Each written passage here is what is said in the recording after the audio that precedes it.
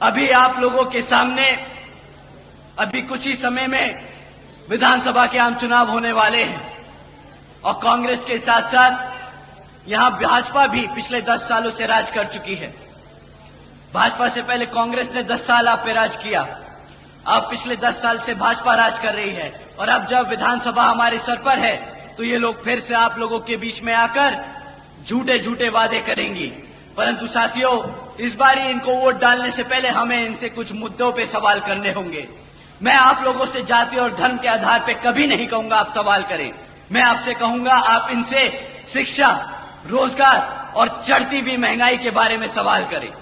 साथियों, अगर हम शिक्षा की बात करें तो यहां पिछले 10 सालों से सरकार ने 5000 से ज्यादा प्राइमरी स्कूल्स को बंद करने का काम किया है। एक तरफ हमारे पढ़ने लिखने के बच्चे की संख्या बढ़ रही है, दूसरी तरफ ये सरकार हमारे बच्चों के प्राइमरी स्कूल बंद करने का काम कर रही है।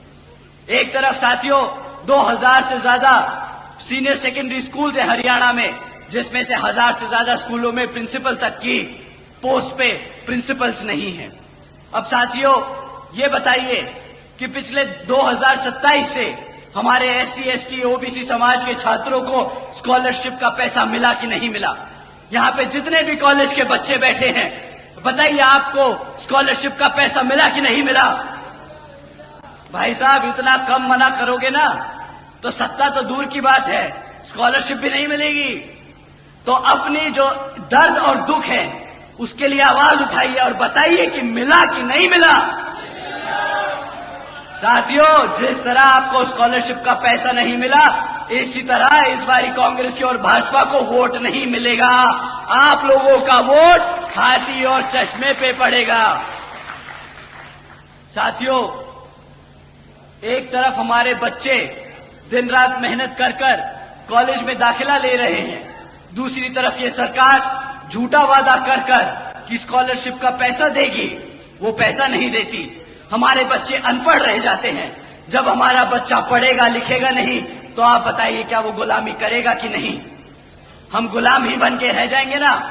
अब आप ही बताइए, बाबा साहब ने इतनी मेहनत कर कर हमें गुलाम बनाने के लिए खड़ा किया है। बताइए मेरे किसान भाइयों, आप लोग अपने पैरों पर खड़ा होना चाहते हैं कि नहीं? साथियों, अगर आप अपने पैरों पर खड़ा होना चाहते हैं तो मैं आप लोगों से दरखास्त करूंगा कि आने वाले विधानसभा आम चुनाव में यहां बसपा और NLA के प्रत्याशियों को भारी बहुमतों से जिताकर श्री आदरणीय अभय सिंह चौटाला जी को मुख्यमंत्री बनाकर अपने यहां पर अपने हितों के लिए काम कराने का काम करें आप सब।